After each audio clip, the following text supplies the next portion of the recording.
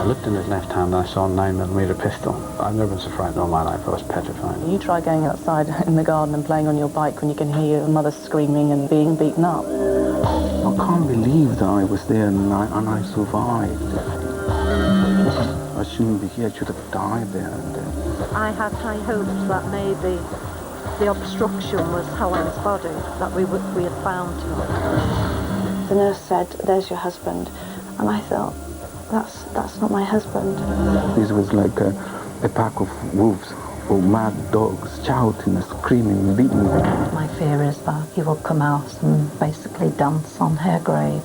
He can do that. There's only him who knows where she's buried.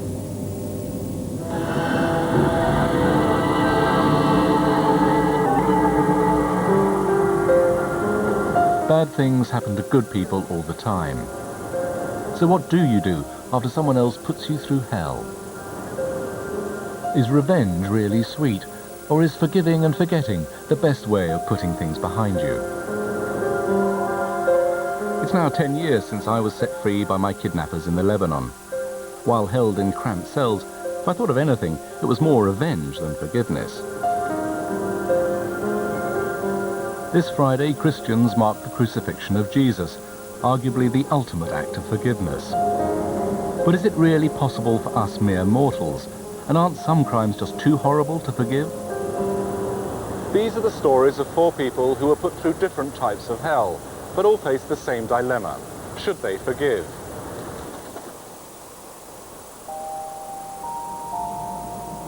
We've used actors to retell some scenes, along with film from the time.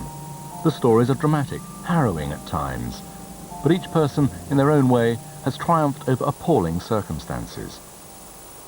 This is a story of forgiveness and revenge, a story of a mother, a daughter, and a violent father. It begins in a suburban street like this one.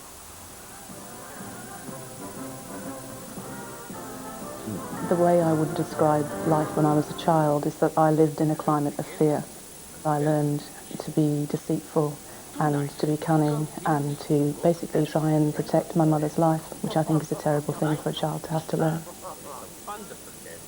I never knew when my father was going to beat my mother, and I think the worst thing about it was the secrecy.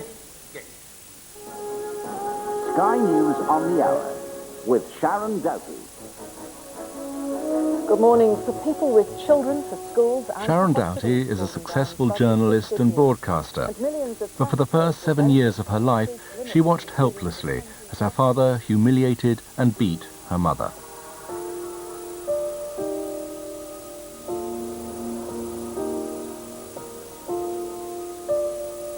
What made you decide to become a presenter in the first place?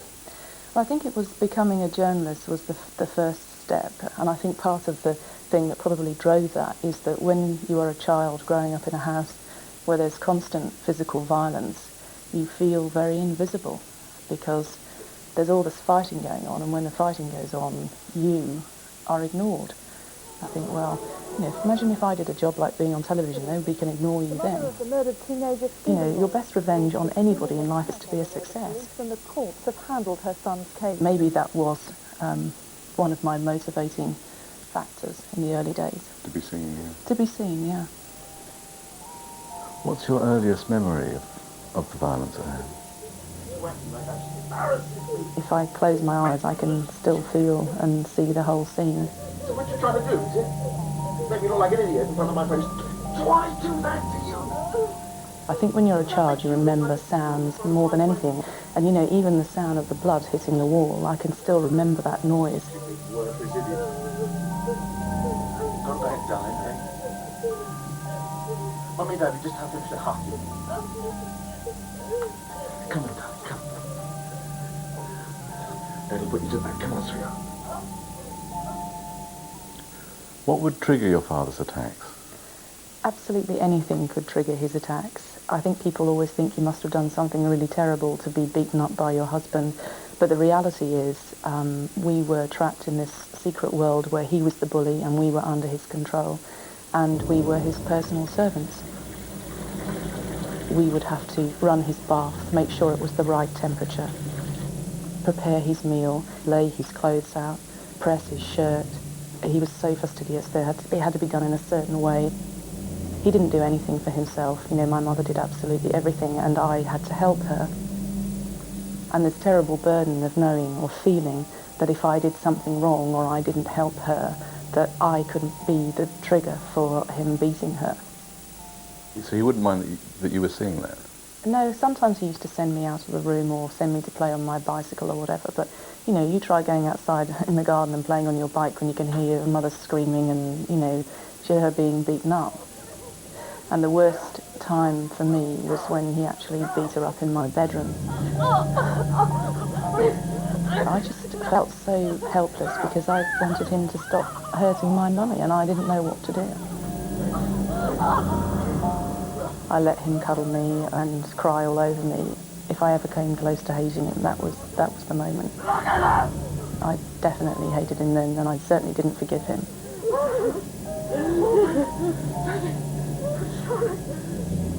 Do you think I should put the white ones in the middle and then slot the lilies in around the side? Leslie realised that if she stayed with Dennis, she could be maimed or even killed. So, shortly after Sharon's 7th birthday, they ran away. For good.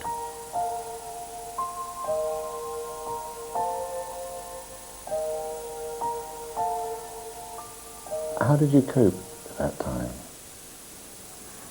I don't know really. Looking back, I don't know how I coped. I just, after every incident, I thought, well, this won't happen again, because he told me he loved me and he was sorry, and I was hopeful that it wouldn't happen again.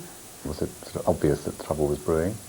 It wasn't always if he had been drinking or because he had a girlfriend. There were silly things like I lost my purse and he beat me up. I wanted to go to my parents on my 21st birthday and he didn't want to go, and because I cried and got upset, he beat me up. They weren't all my fault. I feel like sometimes I felt it was my fault, but they weren't all my fault. They weren't ever your fault, Mum. That's the thing. You need to understand that. And no ordinary person could have done anything to please him, really. No, I suppose not. I mean, he was the one who was causing the trouble. Why do you feel guilty? I don't know. I just do.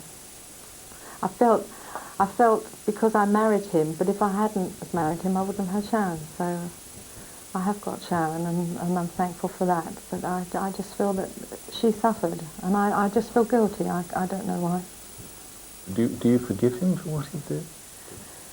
That's a very difficult question. If I put my hand on my heart, I suppose perhaps I don't, but I feel I should. It's very difficult. I can't truly say I forgive him.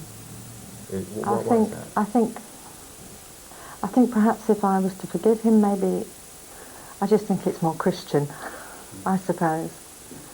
I feel perhaps it might make me feel better if I forgive him. Some people are very forgiving, aren't they?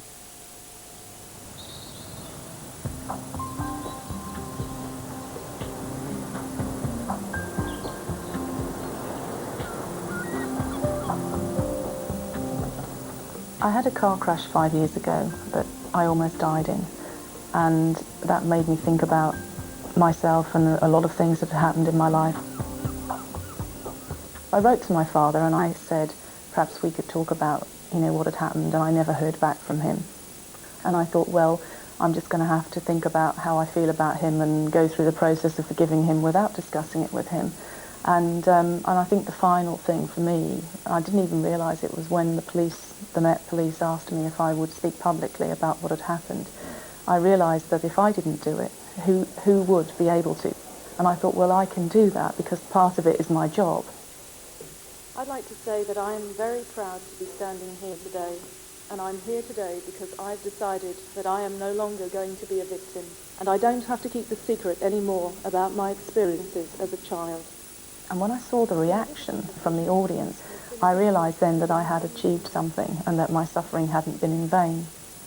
And I think that that was the moment really that I forgave him, because I don't have anything to hate him for. He's partly made me what I am and given me the skills to do things. And so, he does have my forgiveness. I've worked through it. And I think that for me, I felt like I'd kind of been carrying around this great big, backpack. And as soon as I had stood up and said it had happened, I handed it back to my dad and said, there you go, that was your problem, not mine. You know, it's up to you to sort yourself out. 2 years ago, Sharon and her husband Neil set up Ladybird House, a hostel in London for people in need of emergency shelter. And as you can see, these are all the buggies lined up. Oh, right. Ready for a quick getaway. Specialised program over 2 days, but still, you don't feel a fine. And this is the lounge, this is the common area. Yeah, it's great. As you can see, it's That looks very, very intrigued as to what we're up to here, isn't it? Sharon, is having the hostel here, is it in a way sort of still dealing with what you went through as a child, do you think? I think it's probably my answer to what I went through as a child. Whenever I never fail to walk in here, and it lifts my heart. Got to be quiet because the baby's sleeping. You know, I come in here and I think, well, I've managed to create for other children what I didn't have. He doesn't when you want him to. No. It's a sturdy little fellow, isn't it? Is it helpful having all the other mums around? Yeah, because when I get stressed out, it's like Sarah will take him or Rachel will leave him. That's really good that way. That's really good. We talked before about revenge and whether I wanted revenge. Well, if this is my revenge, it's not bad, is it? It seems almost perverse, but when you see what Sharon and Neil have achieved here, you can't help thinking that none of it would have happened without the cowardly, behind-closed-doors violence of her father. Good coming out of bad is often wheeled out as a platitude, but here it is undeniably true.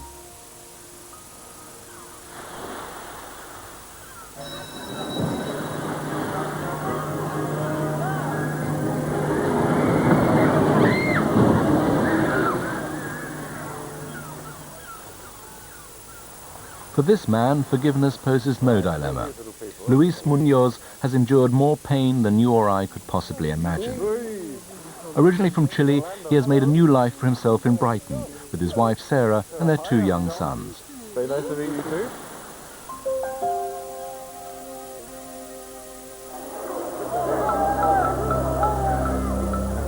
Luis was a militant trade unionist and an opponent of the Pinochet regime that seized power in September 1973.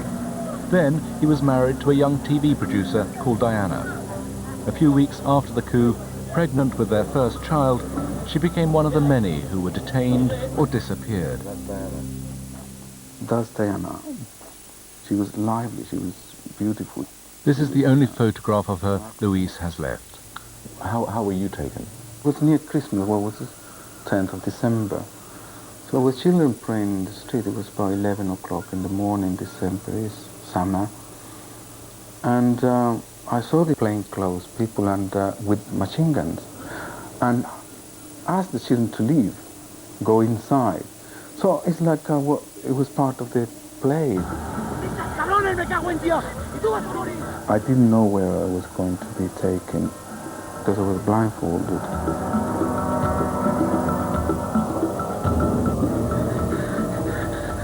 ¿Listo? ¿Quieren los dos? Los dos. Immediately, I was stood there, handcuffed, and they started to beat me up and with hammers.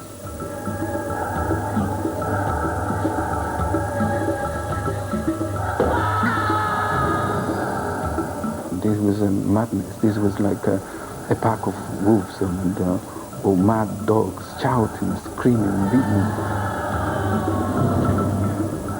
I mean, not just me, I witnessed women, pregnant women, old people, children, they brought the children in.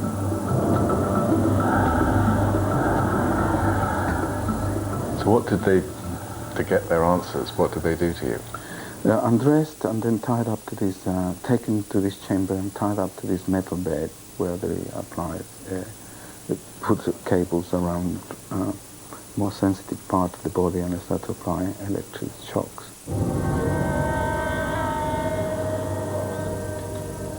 Vamos a ver si ahora habla comunista. ¿Te gusta, Ahora vas a ver. This went on for a long time, well into the afternoon, asking questions and you cannot answer because there was confusion and the pain.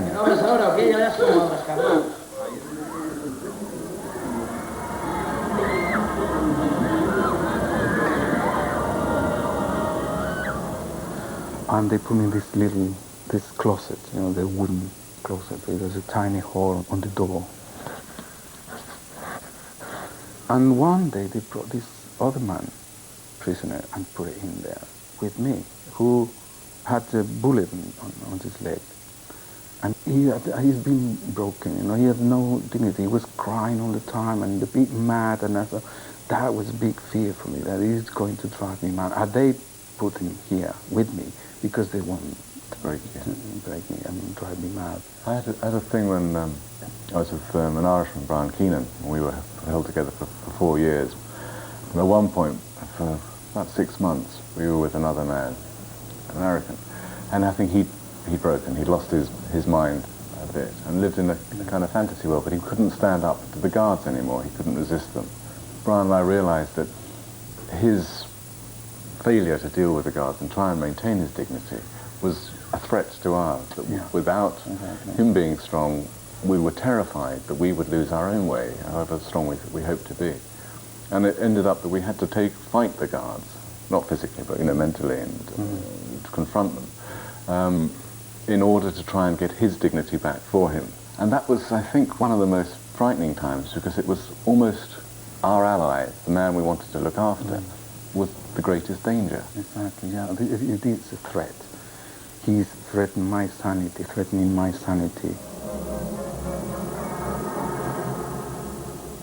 My response to the provocation and abuse was anger. Did that help you survive, the anger? Probably anger is not really exactly the word. I mean, it's not like hanging on to your dignity, to your moral, to your principle.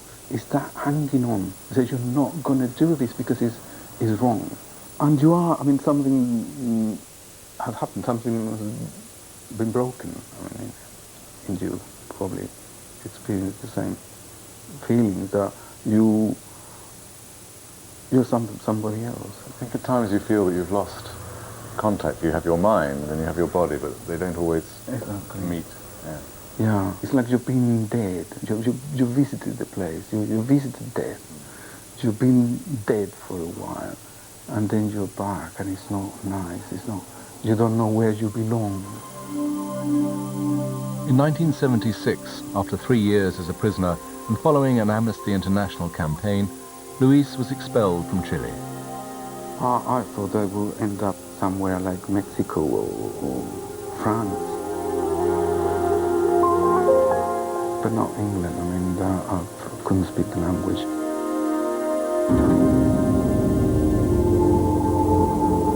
I couldn't communicate with people in the street.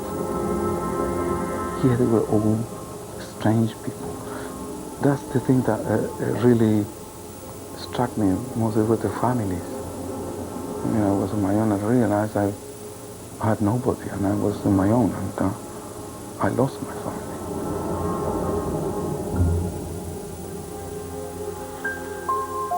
I realized I was quite damaged by what happened to me, and I need of therapy, primal therapy.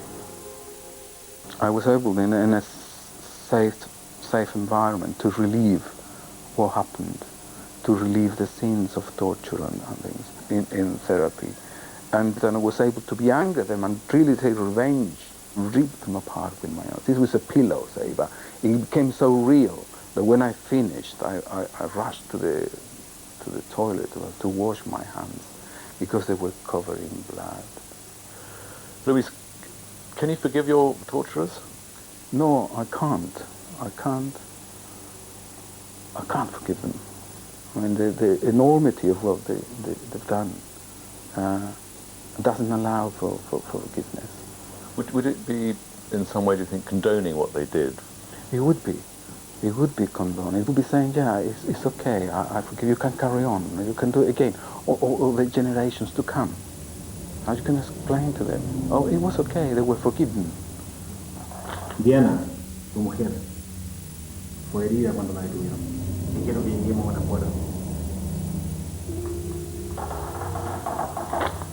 Tu mujer tiene que haberte querido mucho, bueno. Tu mujer tiene que haberte querido más que tu madre. Porque de su boca no salió palabra para ocultarte. hicieran lo que le hicieran.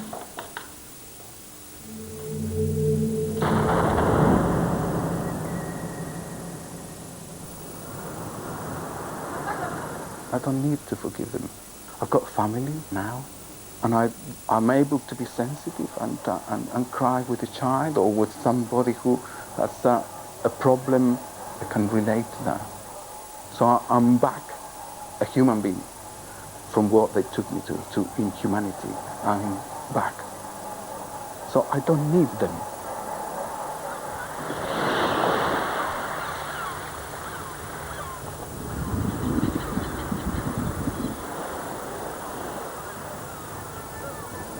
You and Sarah talk much about those terrible times in Chile? Not really. I mean, no. I'm more reluctant to talk. I mean, sometimes she asks me things, and I don't feel I can tell her everything. Do you think you'll tell Orlando and Pablo? No way. No, I don't think I will be able to tell them. No, maybe they'll find out when they're older. They don't need to know these things. It's better if they go saner, if you like, or more pure, not touched by these things.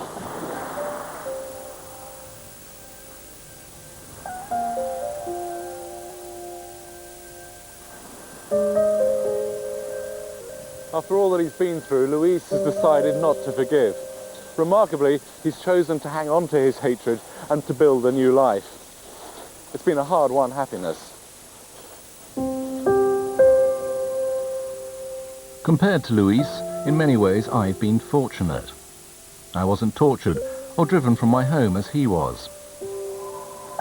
I don't have the same intense anger towards those who held me. Perhaps because during the 5 years I was a hostage, I had the chance to get to know some of them, and to get to know myself.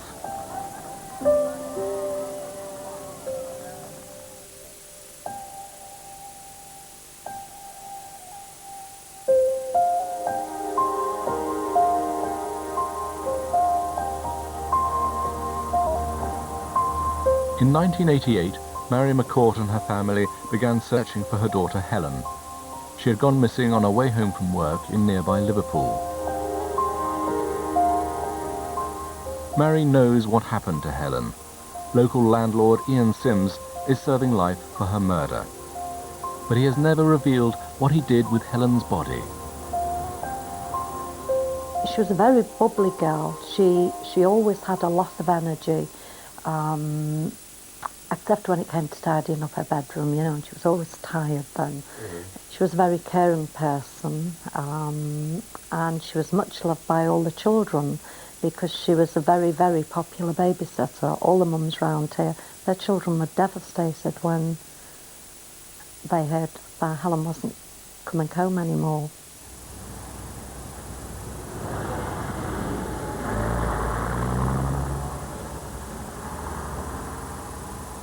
She was in work on the 9th of February 1988, and she rang in the afternoon to ask could I have her evening meal ready for 5:15 to 5:30 because she'd be home early. She was going out on a date, and she said, well, I was ringing mainly to ask could I borrow your car on Friday?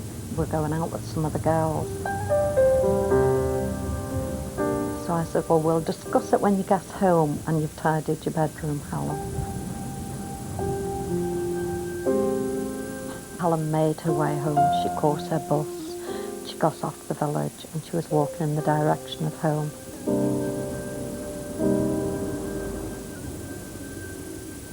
Police in Merseyside are appealing to anyone who might have seen a young woman who disappeared on her journey home last night.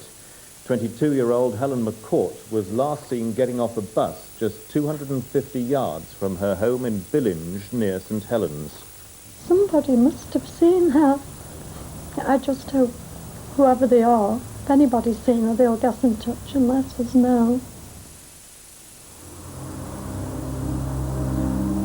I go along with the version that the police believe happened. For some reason, Ian Sims called Helen, and maybe he's wanted her to go into the pub, and she wouldn't go. Apparently, he bragged that he could have any woman who walked through his door. and I believe that he's attacked her then. And Helen never made us any nearer home.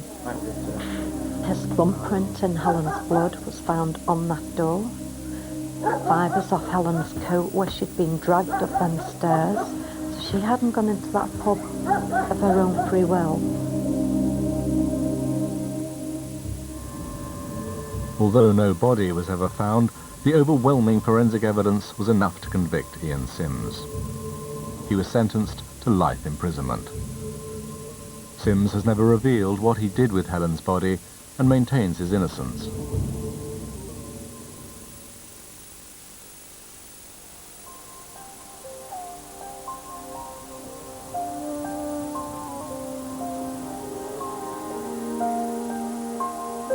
When the police stopped looking for Helen, Mary and her family continued the search.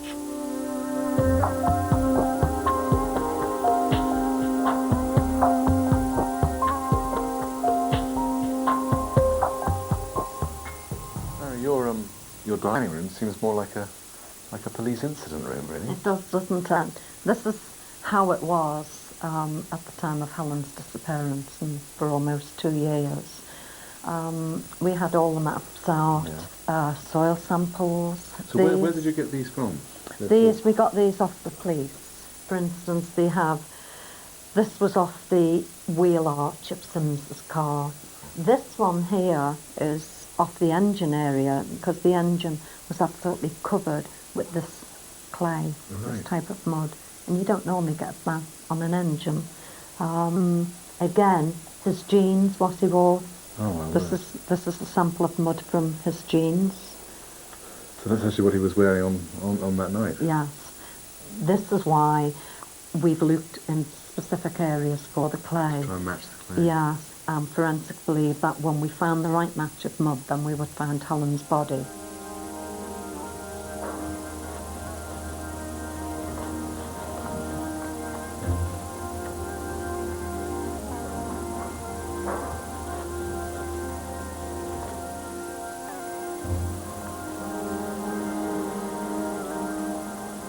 When you came to a location like this, Mary, where would you start looking?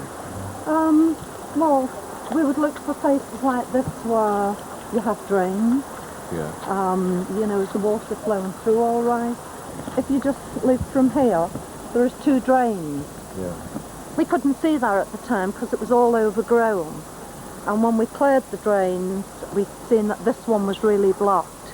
I had high hopes that maybe the obstruction was Helen's body, that we had found her. But then, of course, as they start clearing it and it's all coming out, it's hard.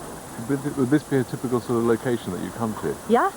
The hill here at the back, where it comes down, it's an ideal place. We would look upon it that, well, you could put Helen's body where it bottoms out, and then just dig the top of the hill down, roll her down. It's a lazy way of doing it, you know.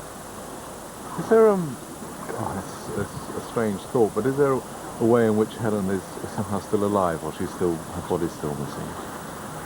I think because I've not been able to say that last goodbye to her, it's very difficult to. I know my daughter is never coming home again. I know I'm never going to see her smile or her laugh.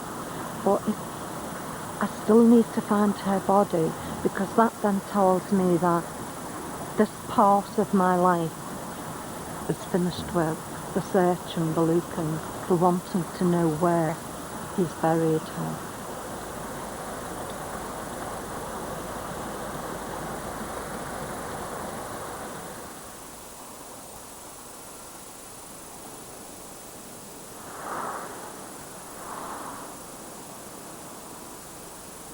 It may seem like an impertinent question, but as a Christian, could you forgive Ian Sims for what he's done?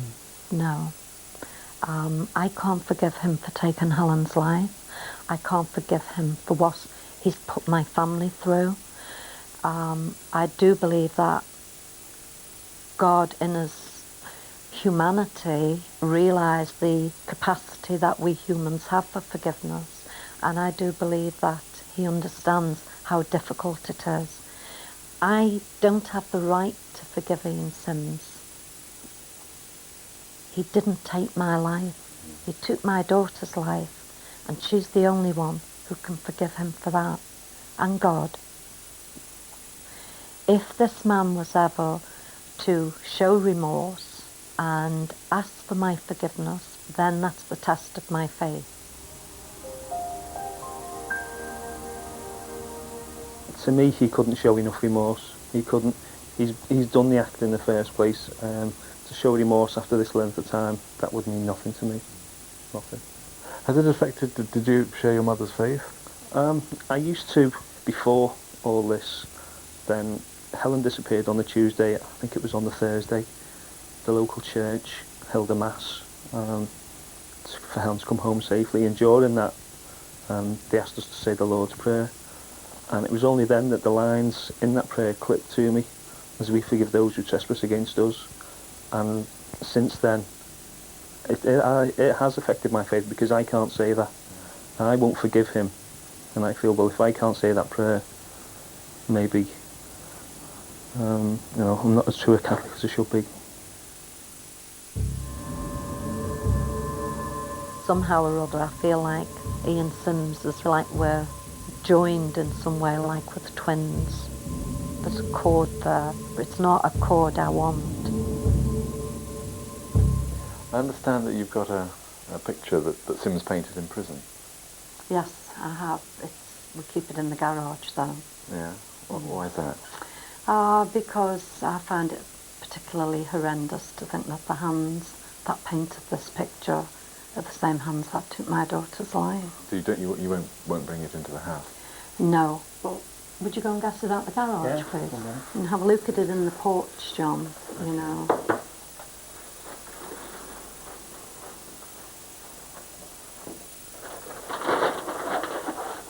So it's like a copy of it? It's a copy of a Toulouse-Lautrec painting. Jane Averill, he's actually put the name on it. If you look at a picture of Helen, it's very like Helen's face. And significantly, it's got a red paint spot here. Right. And, of course, forensic believe that Ian Sims strangled Helen with a ligature, with a knot in it. And I believe that that's how he remembers Helen's features and neck after her death, and he's fully aware of what he's done and what he's putting my family through. Are you worried about what will happen when Sims is released? My fear is that he will come out and basically dance on her grave. You know, he can do that. There's only him who knows where she's buried. And that would be like taking Helen's life all over again.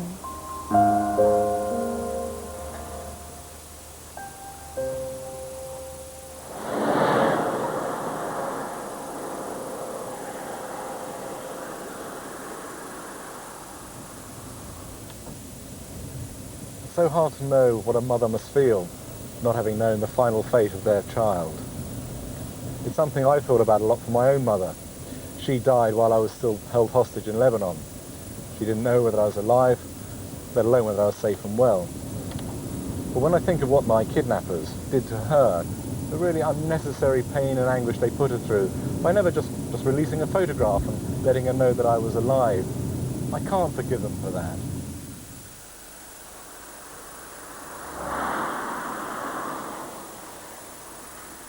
Hi, Steve. Hi, things.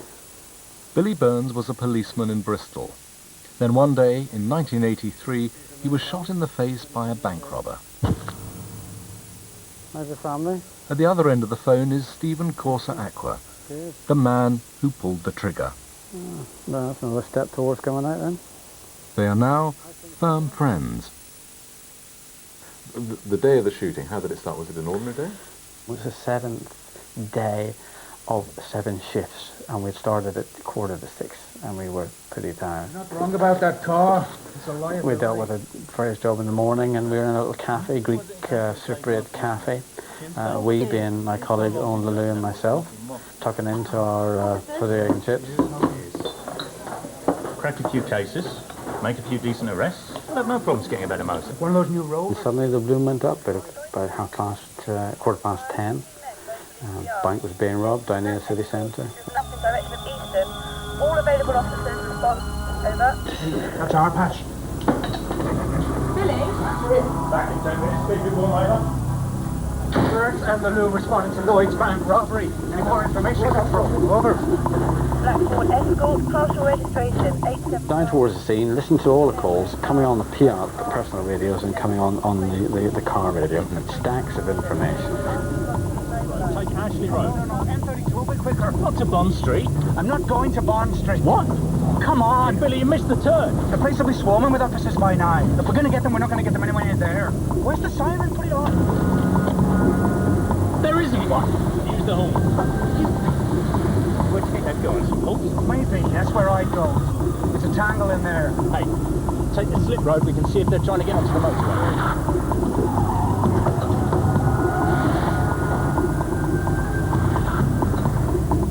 Well, we spotted a car, a dark blue Mercedes. The car went through a no entry sign at the end of the road, which took you onto the main road. Movable little devil, huh? Still a piece of junk. It's not an escort, really. Wrong registration number as well. From what I can see, only a driver. What do you reckon? He's turning left? I see him. I don't know. Call it a hunch. Whoever it is. We're committed now. We were in 2 lanes. I worked around that area, and it could be very rough. So we were apprehensive. Whoa.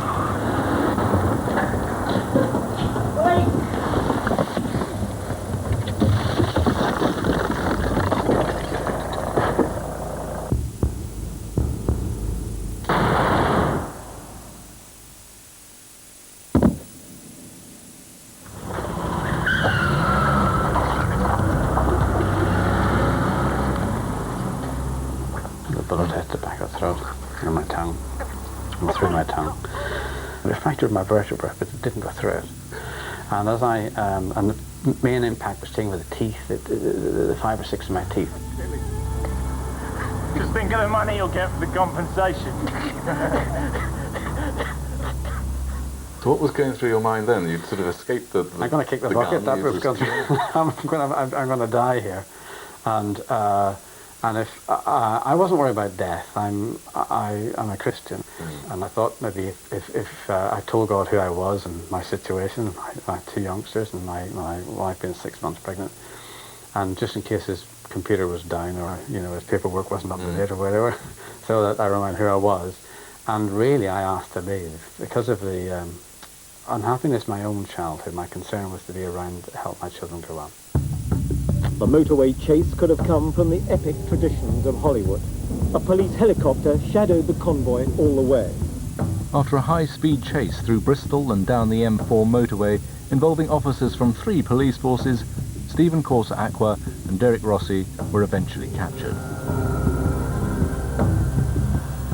Meanwhile, Billy was rushed to hospital, operated on, and became headline news. The injured policeman is William Burns, aged 31. He's had an operation to reconstruct his jaw. And I'm looking at this TV and I thought, oh, it is me. And so it's beginning to dawn on me then, and then various people arrived. And eventually Maggie arrived. And he said I looked wonderful. He looked terrible. Yeah. I told him he looked wonderful because I wanted to encourage him, but he looked awful. In fact, I didn't recognise him. The nurse said, "There's your husband." And I thought, that's not my husband. The person that she was indicating looked like an old man lying sort of prone in a bad way. And I'm very naive. I thought Billy would be sitting up in bed cracking jokes. Billy, you'd seen the extent of the damage to your face. Were you not angry then? Did you want to forgive the man? No, I wasn't angry. I hadn't thought about forgiveness. And but when my pastor came in to see me, he asked direct, he said, "Do you forgive them?" Which I was taken a bit by surprise. But I realised I had not got any grievance in my heart. I wasn't angry at all. And I suppose it's because I had almost lost my life. And during that, I realised that I had what the Bible describes as the peace of God which surpasses all understanding. My heart was at perfect peace despite the circumstances which were horrendous. Inwardly I have the peace. The Burns family arrived back home to a warm welcome, and when the policeman stepped out into the sunshine, the extent of his injuries was clear. When are you hoping to be back at work? Couple of months' time. Are you looking forward to going back? Yeah, very much, very much. When Caroline saw her dad, she was 2, and he came home, she didn't want to know. You see, her dad had left a couple of days ago, and a man had come back who wasn't her dad. He couldn't eat, he couldn't drink, he couldn't play games, he couldn't talk. He looked a bit like her dad, but he clearly wasn't, and she didn't like this at all.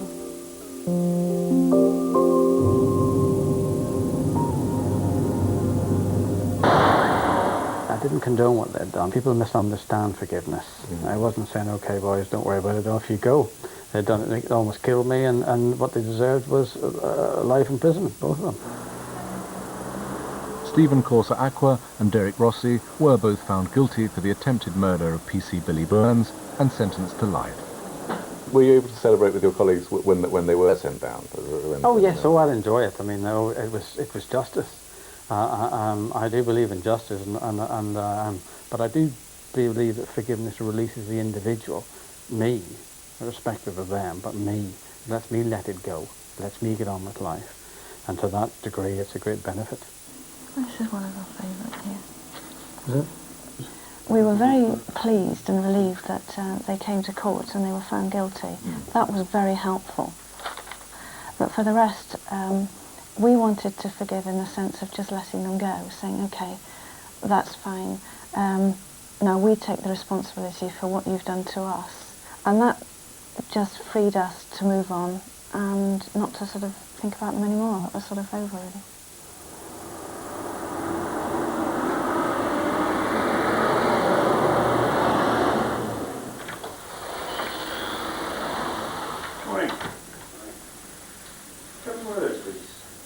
Billy never fully recovered from his injuries. He left the force in 1986 and set up his own business. Then, out of the blue 7 years ago, Billy received a call from a chaplain at Broadmoor. Stephen Corsa Aqua wanted to write to him. After 3 months of soul-searching, Billy agreed to receive a letter. The letter was quite clinical, but in it, the last bit, he said, I'm sorry. And that's all I was looking for, really. So I wrote back to him, and the correspondence eased up a bit in terms of its formality. And I'm not a great letter writer, so eventually we went up to Broadmoor to meet Stephen. Why did you decide to go to Broadmoor? Did you really want to, Maggie? I think I did, because I wanted to sort of see the final piece of the jigsaw fit into the puzzle.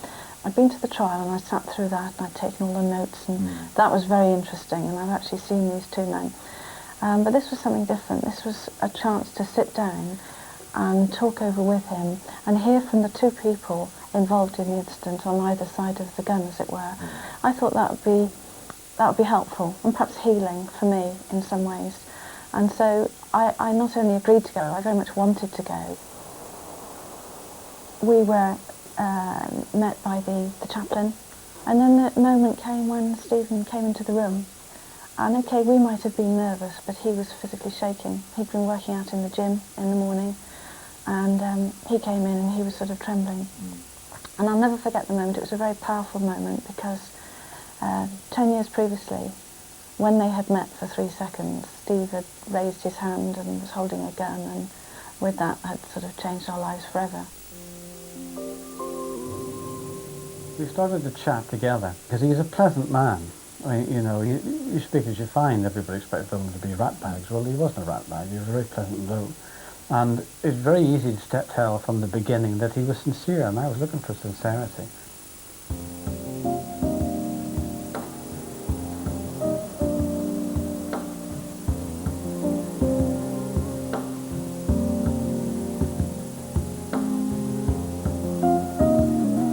It's 7 or 8 years down the line. I've been up quite a few times, and I've got to know Stephen very well.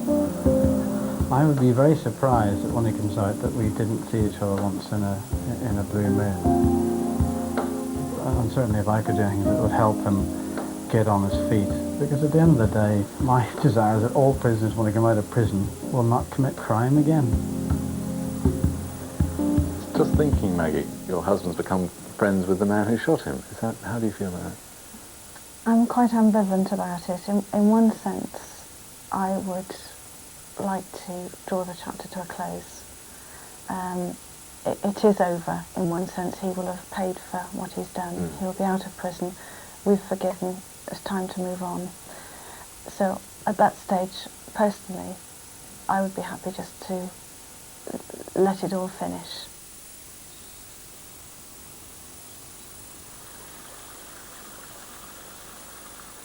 When I was away in Lebanon with Brian Keenan, we had one guard who took great pleasure in being able to sort of abuse us and hit us around occasionally. And I remember one time he was really winding Brian up day after day, trying to get the reaction so that he could then have a go at him. And Brian did snap and sort of pushed him away or pushed him up against the wall. And the guy then gave him a very severe beating. And what surprised me, though, was a few days later, when Brian was feeling a bit better, he said, you get awful close to a man when you're fighting him. And I thought that was a strange thing, but then I noticed you were talking about having a shared experience with Stephen, the man who'd shot you. I suppose, yeah, there is a similarity. It is odd. I mean, I think back to my own childhood, and you would fight with someone, you're quite right, and then you become the best of friends. I'm not saying that happened in Brian's case, but there is an understanding, and that maybe is what's the bottom of it. It's a shared experience, certainly, but I don't know, a very uneven fight.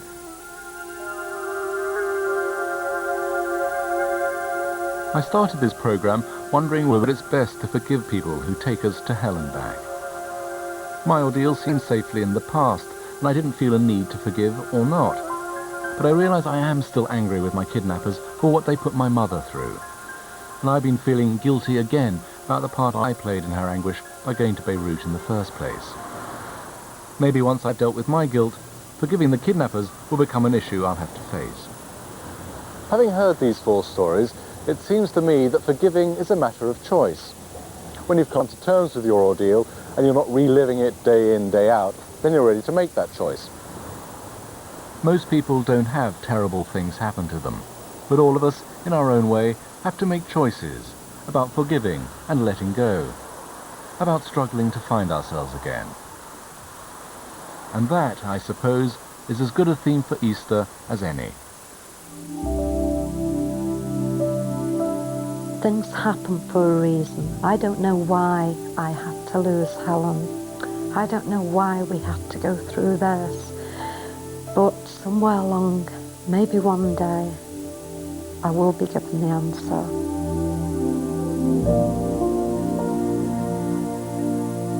What they did to me was so horrible that it won't go away. So I won't be better off, if you like, really, if I forgave them, because there's no point. I am not God, I'm not playing God. It's for my own benefit. And if that also encourages the other person to go down those lines and be remorseful for what horrendous thing they've done, whatever it may be, then all well and good. For me, forgiving him is not hating him, is not wishing any ill upon him, and hoping that one day he sorts himself out.